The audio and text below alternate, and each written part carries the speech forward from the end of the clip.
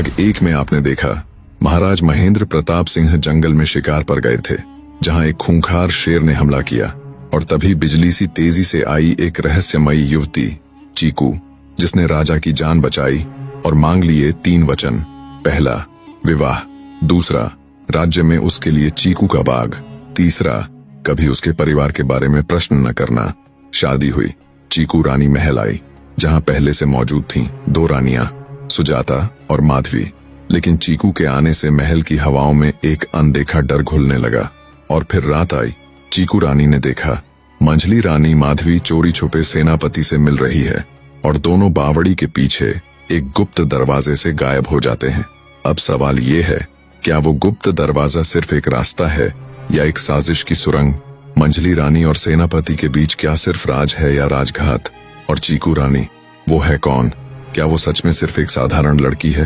और सबसे बड़ा झटका, क्या वो इंसान जिसे सबने मरा हुआ मान लिया असल में अब भी जिंदा है? एक रानी, 2 चेहरे, एक साजिश, 2 निशाने। और अब शुरू होगा वो खेल जिसमें हर सच एक तबाही की दस्तक होगा। अगर आपने इसका भाग 1 नहीं देखा तो पहले उसे देखिए, लिंक नीचे डिस्क्रिप्शन में है। अब आगे। अगली सुबह भी वही बातें उसके मन में घूम रही थीं। उसने तय किया कि आज महाराज से सीधे पूछेगी, उन्हें राजमाता और बड़े महाराज की मृत्यु के बारे में कितना पता है। महाराज, क्या मैं आपसे एक बात पूछ सकती हूँ? पूछिए छोटी रानी। पिताजी महाराज की मृत्यु कैसे हुई थी? महाराज का चेहरा उदासी से भर गया। कुछ पल चुप रहने के बाद वे बोले, छोटी रानी, पिताजी महाराज ने मुझे बचपन से ही अपार स्नेह दिया, कभी किसी चीज की कमी महसूस नहीं होने दी। मेरे लिए वे पूरी दुनिया थे। जब उन्होंने देखा कि मैं राज्य संभालने योग्य हो गया हूँ तो मेरी शादी कर दी और सारा कार्यभार मुझे सौंप दिया। कार्यभार सौंपने के बाद वे स्वयं को काफी मुक्त महसूस कर रहे थे। अब उनके पास कोई विशेष जिम्मेदारी नहीं थी। उन्हें शिकार का बहुत शौक था। राजा रहते भी वे अक्सर शिकार पर जाते थे, लेकिन गद्दी छोड़ने के बाद उनकी यात्राएं और बढ़ गईं। एक दिन वे सेनापति और सैनिकों के साथ जंगल की ओर निकले। घने पेड़ों के बीच उन्हें एक शिकार नजर आया और उन्होंने बिना देर किए घोड़ा उसके पीछे दौड़ा दिया। सैनिक भी पीछे थे, लेकिन कभी कभी जो आगे दौड़ता है वही सबसे पहले खतरे के मुंह में जाता है। कुछ समय बीता, मगर महाराज वापस नहीं लौटे। बेचैनी बढ़ी तो सैनिक तलाश में निकल पड़े, मगर न महाराज का कोई सुराग, न उनके घोड़े की टापों की आहट। तलाश करते करते शाम ढल गई। अब घने अंधेरे में जंगल के भीतर उनकी खोज असंभव थी। सेनापति ने आदेश दिया कि रात यहीं जंगल के बाहर डेरा डाल दिया जाए और सुबह होते ही फिर से खोज शुरू हो। अगले दिन जैसे ही पहली किरणें पत्तियों के बीच से छन कर आईं, सैनिक फिर से जंगल में फैल गए। कई घंटे की तलाश के बाद उन्हें एक शव मिला, जिसकी हालत इतनी भयावह थी कि पहचानना मुश्किल था। जंगली जानवरों ने उसे बुरी तरह नोच डाला था, पर उस शरीर पर वही वस्त्र थे जो पिताजी महाराज ने पिछले दिन शिकार पर जाते समय पहने थे। और सबसे अहम, उनके हाथ में वही खानदानी मुद्रिका थी जो पीढ़ियों से राजाओं के पास रही थी। कभी कभी सच सबूतों में लिपटा झूठ भी हो सकता है। हम सबने मान लिया कि पिताजी महाराज पर जंगली जानवर ने हमला कर उनकी जान ले ली। शव को राज्य में लाया गया और पूरे राजकीय सम्मान के साथ उनका अंतिम संस्कार हुआ। मैं पूरी तरह टूट गया था। ऐसा लगता था जैसे सिर से आसमान छिन गया हो, जैसे हम सब अनाथ हो गए हों। राज्य के किसी भी कार्य में मन नहीं लगता था। कुछ दिन बाद राजमाता ने मुझे अपने पास बुलाया। उनकी आंखों में दुख था, मगर आवाज में मजबूती। पुत्र, आप राजा हैं। राजा के कंधों पर पूरे राज्य का भार होता है। यदि आप हर समय दुख में डूबे रहेंगे तो प्रजा का क्या होगा और हमारा क्या होगा? जिस तरह तुमने अपने पिता को खोया है, उसी तरह मैंने अपना पति, अपना सुहाग खोया है। हम भी अकेले हो गए हैं। अब हमारी जिम्मेदारी भी तुम पर है। हमारी उम्र हो चली है, दुख ज्यादा नहीं सहा जाता, लेकिन फिर भी तुम्हारे और तुम्हारे बच्चों के लिए हमने खुद को संभाल कर रखा है। जब पिताजी महाराज थे, हमें कोई चिंता नहीं थी, लेकिन अब जब वे नहीं रहे, हमारा प्रथम दायित्व हमारी प्रजा है। हमें प्रजा को खुशहाल रखना है। बड़े महाराज की मृत्यु का किस्सा सुनाकर राजा महेंद्र प्रताप कुछ पल के लिए शांत हो गए। कमरे में सन्नाटा छा गया। थोड़ी देर बाद चीकू रानी ने फिर पूछा, महाराज, माताजी की मृत्यु कैसे हुई थी? राजा ने गहरी सांस ली और कहा, राजमाता अत्यंत धर्मपरायण थीं। प्रतिदिन राज्य के मंदिर में पूजा करने जाती और वहां से लौटकर राजमहल के मंदिर में भी पूजा करती। एक दिन न जाने कैसे मंदिर में भयानक आग लग गई। लपटें इतनी तेज थीं कि बुझाने में काफी समय लगा, लेकिन तब तक मंदिर के पुजारी, राजमाता और उनके साथ जाने वाली दासी तीनों आग में भस्म हो चुके थे। अजीब बात यह थी कि पुजारी और राजमाता का शव तो मिल गया, मगर उस दासी का न कोई शव मिला, न फिर वह कभी जिंदा दिखाई दी। चीकू रानी ने तुरंत पूछा, महाराज, आपको कैसे यकीन हुआ कि वो शव राजमाता का ही था? राजा ने गंभीर स्वर में उत्तर दिया, छोटी रानी, ये कैसी बात कर रही हो? क्या हम अपनी माँ को नहीं पहचानेंगे? उनके जले हुए शव पर भी वही वस्त्र थे जो उस दिन पहने थे, और उनके हाथ में खानदानी मुद्रिका भी थी। चीकू रानी का मन अब और गहरा हुआ। उसने एक और सवाल किया, जब आग लगी तब क्या मंदिर में कोई और नहीं था? राज्य के लोग भी तो वहां जाते होंगे। राजा ने समझाया, नहीं महारानी, वह मंदिर सिर्फ राजघराने के लिए था, किसी और को वहां प्रवेश की अनुमति नहीं थी। पिताजी के जाने के बाद माँ ही सहारा थी, लेकिन जब माँ भी चली गईं, तो लगा यह जीवन जैसे अर्थहीन हो गया है। हम व्याकुल हो गए थे। तब उनकी कही एक बात याद आई, राजा का जीवन उसके लिए नहीं, उसकी प्रजा के लिए होता है। अगर राजा हर समय शोक में डूबा रहेगा तो प्रजा का क्या होगा? महाराज ने गहरी सांस लेकर कहा, तो राज्य की प्रजा को कौन देखेगा? राजमाता की यह बात मेरे मन में अटक गई और मैंने खुद को समझाकर फिर से राजकाज में मन लगाया। लेकिन छोटी रानी, सच यह है कि पिताजी, महाराज और राजमाता दोनों के जाने के बाद मैं इस संसार में अकेला रह गया। चीकू रानी ने दृढ़ स्वर में उत्तर दिया, महाराज, आपने ठीक कहा, एक राजा के लिए उसका राज्य और उसकी प्रजा ही सबसे पहले होती है।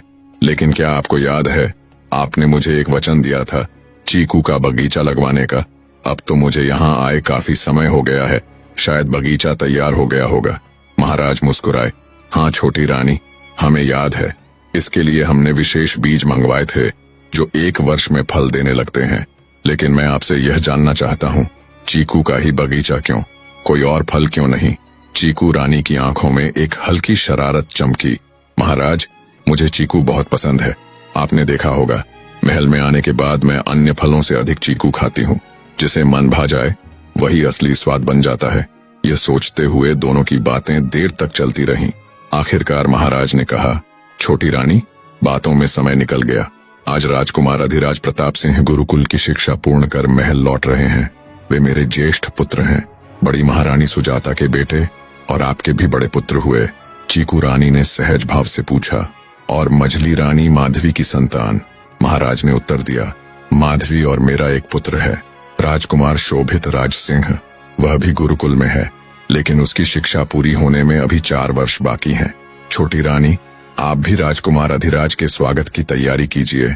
आप उनकी छोटी माँ हैं। आज्ञा लेकर चीकू रानी दोनों बड़ी रानियों के पास पहुंची। वहां सुजाता तो थी, मगर माधवी कहीं नजर नहीं आई। बड़ी दीदी, मझली दीदी कहाँ है? उसने पूछा। सुजाता ने जवाब दिया, छोटी रानी, आज राजकुमार अधिराज लौट रहे हैं। माधवी स्वागत की तैयारी के लिए एक दासी के साथ बगीचे में फूल चुनने गई है। छोटी रानी बोली, बड़ी दीदी, महाराज ने मुझे राजकुमार के आने की खबर दी है। दीदी, क्या हम भी बगीचे में फूल तोड़ने चलें या आपके साथ कोई और काम करें?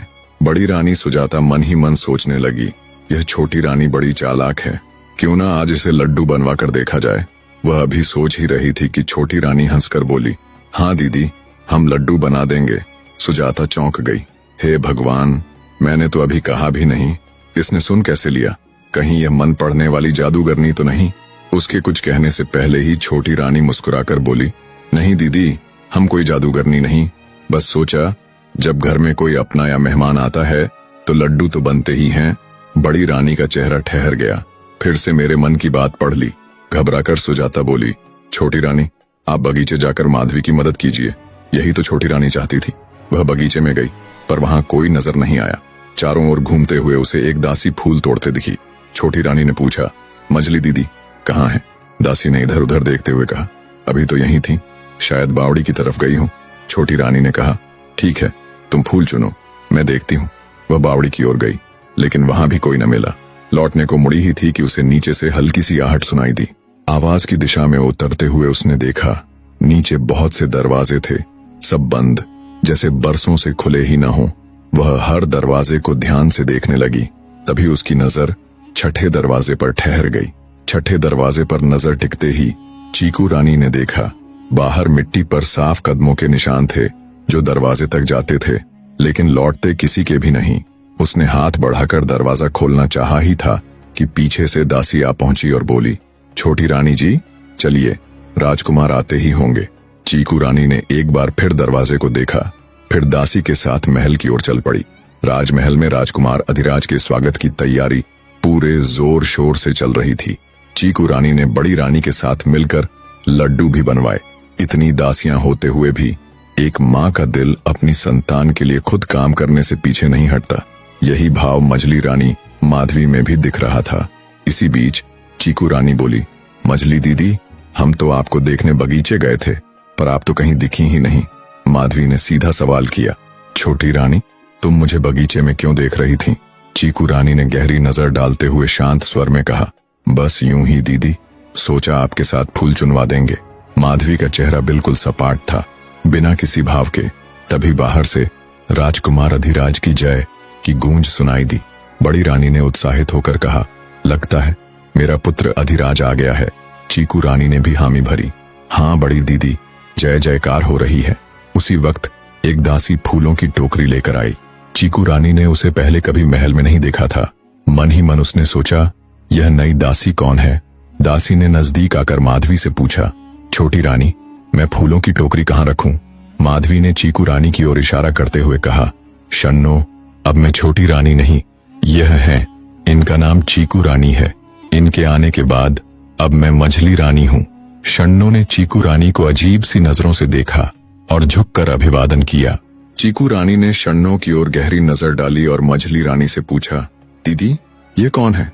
माधवी मुस्कुराकर बोली, छोटी रानी, यह हमारी सेविका शन्नो है, विवाह के समय मायके से हमारे साथ आई थी। चीकू रानी ने गौर किया, शन्नो एक खूबसूरत सेविका थी, लेकिन उसके माथे पर एक काला सा निशान साफ दिख रहा था। शन्नो, ये तुम्हारे मस्तक पर क्या है? उसने सीधा सवाल किया। शन्नो झट बोली, कुछ नहीं छोटी रानी जी, कुछ भी तो नहीं। बड़ी रानी और माधवी ने भी शन्नो को ध्यान से देखा और कहा, छोटी रानी, इसके माथे पर तो कुछ भी नहीं है, बिल्कुल साफ है। चीकू रानी हल्के स्वर में बोली, शायद मुझे भ्रम हुआ होगा, जैसे कोई काला निशान था। बड़ी रानी ने बात मोड़ते हुए कहा, अच्छा जल्दी चलो, राजकुमार आते ही होंगे। सब मिलकर महल के मुख्य द्वार की ओर बढ़ी। वहां महाराज पहले से ही सेवकों के साथ खड़े थे, राजकुमार अधिराज की प्रतीक्षा में। तभी सेनापति का रथ और उसके पीछे राजकुमार का रथ दिखाई दिया। राजकुमार को देखते ही सबके चेहरे खिल उठे। रानी सुजाता बेटे को गले लगाने को आतुर थीं। राजकुमार रथ से उतरकर महाराज के चरण स्पर्श करते हुए बोले, पिताश्री प्रणाम। महाराज ने आशीर्वाद देते हुए कहा, खुश रहो पुत्र, दीर्घायु हो, यश और बल प्राप्त करो। फिर उन्होंने बेटे को गले से लगा लिया। इसके बाद अधिराज अपनी माता सुजाता के चरण स्पर्श करता है। माँ ने आशीर्वाद देते हुए काजल का टीका लगाया, मेरे पुत्र को किसी की नजर न लगे। फिर अधिराज रानी माधवी के पास गया और प्रणाम किया। माधवी ने मुस्कुराते हुए कहा, पुत्र, अब हम तुम्हारी छोटी माता नहीं, अब हम तुम्हारी मझली माता हो गए हैं। रानी माधवी की बात सुनकर राजकुमार अधिराज हैरानी से उनकी ओर देखते हैं। माधवी मुस्कुराकर कहती हैं, पुत्र, ये हैं छोटी रानी, तुम्हारी छोटी माता श्री चीकू रानी। अधिराज तुरंत चीकू रानी के चरण स्पर्श करते हुए कहते हैं, छोटी माता श्री प्रणाम। चीकू रानी आशीर्वाद देती हैं, दीर्घायु हो, अच्छे इंसान बनो, सबका भला करो और हमें बस छोटी माँ कहो। अधिराज मुस्कुराते हुए कहते हैं, आप बहुत अच्छी और सुंदर हैं। यह सुनकर मझली रानी माधवी के चेहरे पर हल्का सा मोह और जलन झलक जाती है। तभी फूलों की टोकरी लेकर दासी शन्नो आती है। महारानी, आपने राजकुमार को फूलों का हार तो पहनाया ही नहीं। रानी सुजाता कहती है, हाँ लाओ, मुझे दो। शन्नो टोकरी आगे बढ़ाती है। सुजाता जैसे ही हार उठाती है, अचानक टोकरी से एक काला नाग फिसलकर राजकुमार के पैरों के पास गिरता है। नाग फन फैलाकर डसने ही वाला होता है कि चीकू रानी की नजर पड़ती है। वह बिना एक पल गंवाए नाग को हाथों से पकड़कर दूर फेंक देती है। सभी लोग सन्न रह जाते हैं। इसे अशुभ संकेत मानकर घबराहट फैल जाती है। रानी सुजाता की आंखें भर आती हैं। वह चीकू रानी के सामने हाथ जोड़ देती हैं। छोटी रानी, आप देवी हैं। आज आपने अपनी जान की परवाह की बिना हमारे पुत्र की रक्षा की। ये उपकार हम कभी नहीं भूलेंगे। चीकू रानी धीरे से मुस्कुराती हैं। दीदी, हम भी तो राजकुमार की माँ हैं। ये कोई उपकार नहीं, बस माँ होने का फर्ज है। महाराज भी गर्व भरी निगाह से उनकी ओर देखते हैं। अच्छा, अब सभी भीतर चलें। राजमहल के अंदर राजकुमार अधिराज के स्वागत में भांति भांति के व्यंजन सजे हैं। तीनों माताएं अपनी पसंद के पकवान प्यार से अधिराज को परोसती हैं और महल का माहौल फिर से उत्सव में बदल जाता है। भोजन के अंत में जैसे ही राजकुमार अधिराज के सामने लड्डू रखे गए, वह उत्साह से बोले, अरे वाह माता श्री, लड्डू, हमें तो लड्डू बहुत पसंद हैं। रानी सुजाता स्नेह भरी नजरों से चीकू रानी की ओर देखते हुए कहती हैं, ये लड्डू मैंने बनाए हैं और इन्हें बनाने में तुम्हारी छोटी माँ ने मेरी मदद की है। आज न जाने क्यों सुजाता को चीकू रानी पहले से भी अधिक सुंदर और तेजस्वी लग रही थीं। शायद उनके दिल में अब चीकू रानी के प्रति सकारात्मक भाव गहराने लगे थे। अधिराज लड्डू खाते हुए बोले, छोटी माँ, आपके बनाए लड्डू तो बेहद स्वादिष्ट हैं, आप बहुत अच्छी हैं। तभी मंझली रानी माधवी हल्की मुस्कान के साथ चुटकी लेती हैं, अरे वाह राजकुमार, हमें तो आपने कभी अच्छी नहीं कहा। अधिराज हंसते हुए जवाब देते हैं, मंझली माँ, आप भी बहुत अच्छी हैं। भोजन समाप्त होने के बाद सभी अपने अपने कक्ष में चले जाते हैं, पर चीकू रानी के मन में अब भी एक ही बात घूम रही थी, फूलों की टोकरी में सांप। यह कोई साधारण घटना नहीं हो सकती, इसमें जरूर कोई रहस्य है, शायद राजकुमार को नुकसान पहुंचाने की साजिश। वह सोचती हैं, आज महाराज का ध्यान अधिराज पर रहेगा, यह मेरे लिए सही समय है अपने आवश्यक कार्य पूरे करने का। इसी दौरान सामने से महाराज आते दिखाई देते हैं। चीकू रानी उन्हें रोककर पूछती हैं, महाराज, क्या आज हम अपने माता पिता से मिलने जा सकती हैं? महाराज थोड़े गंभीर होकर कहते हैं, ये सब ठीक है, लेकिन आज तक आपने हमें अपने माता पिता से क्यों नहीं मिलवाया? हम उनके बारे में कुछ नहीं जानते। चीकू रानी शांत स्वर में कहती हैं, महाराज, मैंने विवाह के समय ही आपसे कहा था कि मेरे परिवार के बारे में कभी मुझसे न पूछें। महाराज बोले, हाँ याद है, लेकिन यह शर्त क्यों? आप अपने परिवार के बारे में बताना क्यों नहीं चाहती? कुछ क्षण चुप रहने के बाद चीकू रानी कहती हैं, समय आने पर मैं स्वयं आपको सब कुछ बता दूंगी। महाराज ने विश्वास से कहा, ठीक है छोटी रानी, हमें आप पर पूरा भरोसा है, आप बहुत समझदार हैं। चीकू रानी ने फिर पूछा, तो क्या आज मैं अपने माता पिता से मिलने जा सकती हूँ? महाराज ने अनुमति दी। हाँ छोटी रानी, आप जा सकती हैं। क्या आप संध्या तक लौट आएंगी? चीकू रानी ने विनम्रता से उत्तर दिया, महाराज, हम संध्या तक लौटने का पूरा प्रयास करेंगे। आशीर्वाद लेकर वह जंगल में अपने माता पिता से मिलने निकल पड़ी। भील जाति के मुखिया और उनकी पत्नी, जो असल में उसके जनक जननी नहीं थे, लेकिन किस्मत ने उसे उनके जीवन में एक संतान की तरह ला दिया था। बरसों पहले जंगल की पगडंडी पर बेहोश मिली उस बालिका को उन्होंने अपनी बेटी बनाकर अपना लिया था। कुटिया के आंगन में पहुंचते ही माता पिता की आंखें खुशी से भर आईं। पिता के चरण छूकर चीकू रानी ने पूछा, बाबा, अब उनका स्वास्थ्य कैसा है?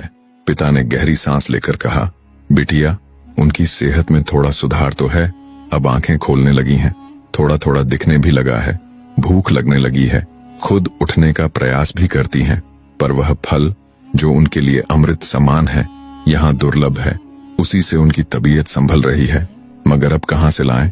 चीकू रानी हल्की मुस्कान के साथ बोली, बाबा, बस कुछ दिन और, तब ये फल भरपूर होंगे। उस बगीचे के पेड़ लहलहाएंगे जिसकी जड़ें मैंने खुद अपने हाथों से रोपी हैं।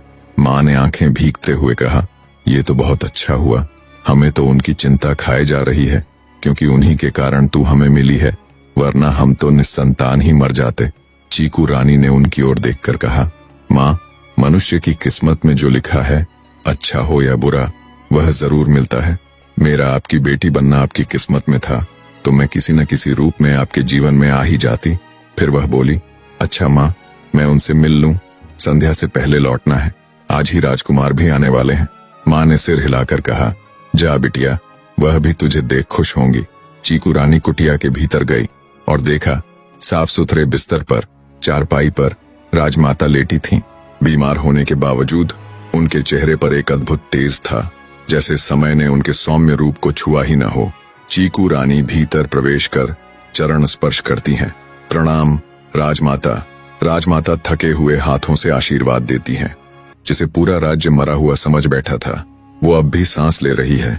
जंगल की एक कुटिया में चीकू रानी की निगाहबानी में राजमाता जिंदा है, लेकिन सवाल अब भी वहीं अटका है, आखिर उस दिन मंदिर में किसका शव जलाया गया था? दासी शरणों, फूलों की टोकरी में छुपा जहरीला नाग, मझली रानी माधवी का रहस्यमयी गायब होना और बावड़ी के छठे दरवाजे के बाहर दिखते वो कदमों के निशान, क्या ये सब महज इत्तेफाक है या कोई बहुत बड़ी साजिश का हिस्सा? अब चीकू रानी के सामने है दो रास्ते, एक सच उजागर करने का, दूसरा सब कुछ खो देने का। क्या चीकू रानी इस बार भी किसी की जान बचा पाएगी या इस बार निशाना वहीं खुद होगी? जवाब मिलेगा भाग 3 में। इस वीडियो पर क्लिक करके जानिए, जहां हर परछाई में छुपा होगा एक धोखा और हर मुस्कान के पीछे एक जहर।